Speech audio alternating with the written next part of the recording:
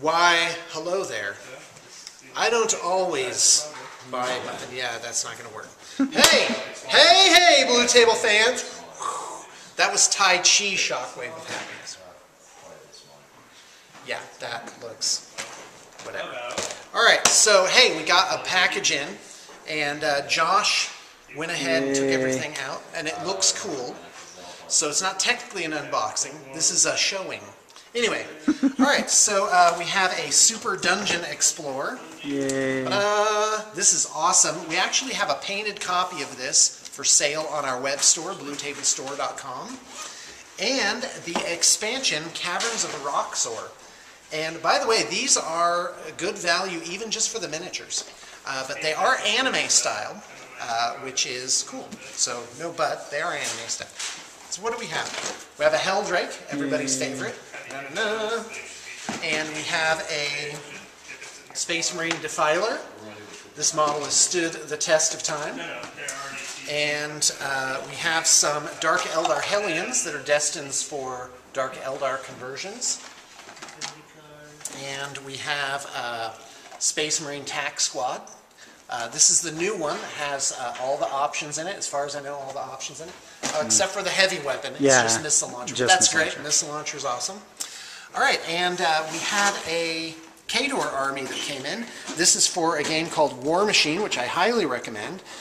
You only need like 15 to 45 figures for a War Machine army, and they're evocative. The lines are extensive. I realized, I was like, every army for War Machine has at least like 50 models published for it. I mean, they've got a lot of stuff for them. And background, role-playing games, video game coming out. I mean, these guys are absolutely fantastic. In fact, they started about 2 years before Blue Table Painting did. Okay, so we have a Karchev the Terrible. It's a guy in this big old suit. A unit of Widowmakers. And by the way, these guys are fantastic. And because even on a hit, they do at least 1 point of damage, and they can pick the location. So that makes those guys great. A Devastator, Demolisher, Spriggan, which is a 3-in-1 combo, so you can actually magnetize it to the various different options, which is something really good to do. A Beast 09, which is a character model, and that is still metal.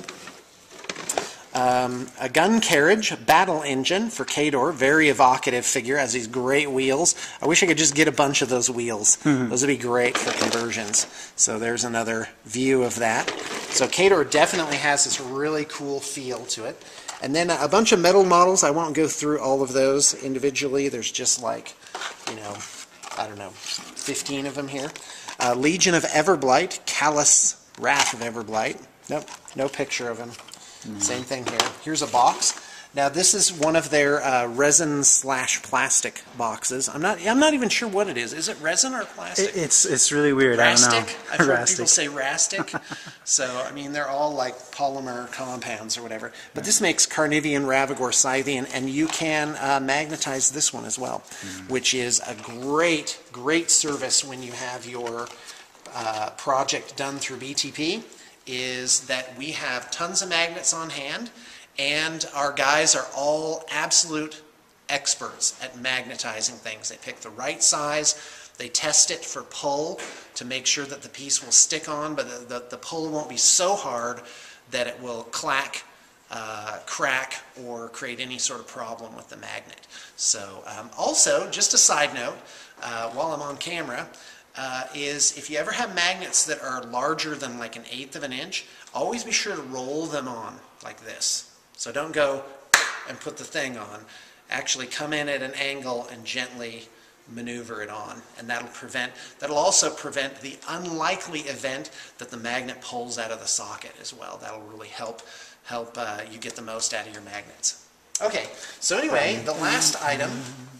Yeah, Josh was like, you should be excited. And I'm like, you mean more than I am already? It's Studio Eldar are in.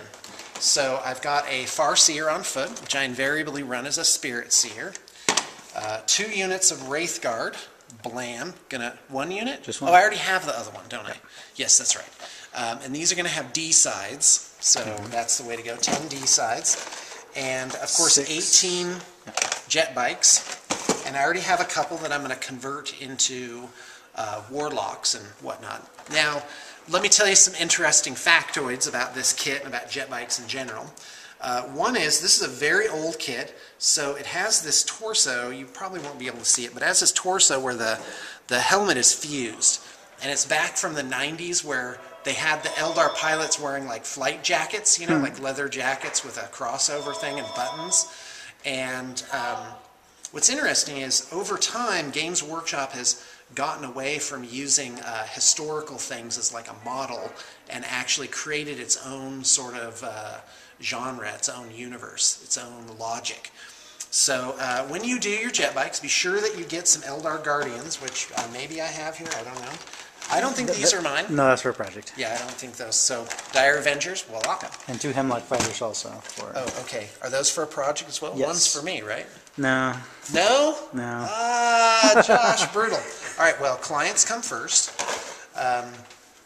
So anyway, to continue, you want to get Guardians, just regular old Guardians, and you want to replace the torso. And also note that Guardians have these 2, like, oval blank spots on their backpacks where these veins go. They're like these little things that stick up. Now, you can leave those blank and they still look good. In fact, I think they were designed that way. But I like to put both veins on my rider. If you have extras from your Dire Avengers, they have like this little War of the Worlds looking targeter up there, and so that's fun to put on a guy or 2 per unit. Hold on, okay, how to get the most out of your jet bikes. So you use Guardian torsos, and with the heads, you kind of like, you make the heads kind of look different ways, so it's like they're, you know, it's like they're not just so static. Also, they have like this spike on the back, which they actually have dry brushed silver on this, which is completely incongruous. Yeah, we're going to have a spike on the back of this thing. So I just leave them off, or there's an extra vein that comes in the vehicles. And I haven't done this on my jet bikes because you'd need like the one vein piece from like 18 to 20 actual like grav tank kits to do this conversion consistently. But that vein looks really cool there. Also, the Wraith Guard have extra like head pieces. So you can actually put those on the end instead of the spike, and I think that looks a little bit better.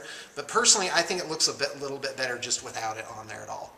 So you get no spike, Guardian bodies, and your jet bikes are going to look fantastic. Also, one other thing, the Shrieker, you can either buy a GW upgrade, or you can just use plastics that are left over from your grav tank kits. So you can make Shrieker jet bikes, not Shriekers, Shuriken Cannon jet bikes.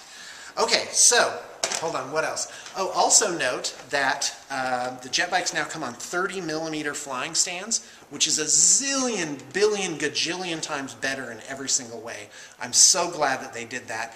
It's the nice little touches of attention to detail that really make a game system or an army really nice. Now, lastly, if you wanted to go nuts with your Eldar jet bikes,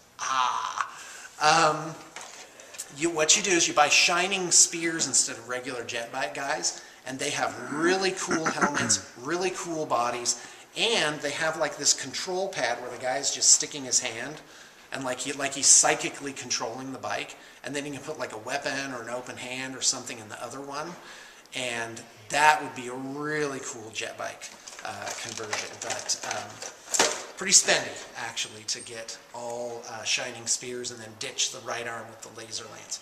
All right, well, that's our unboxing for the day, plus a little bit of trivia and advice. And thanks for tuning in.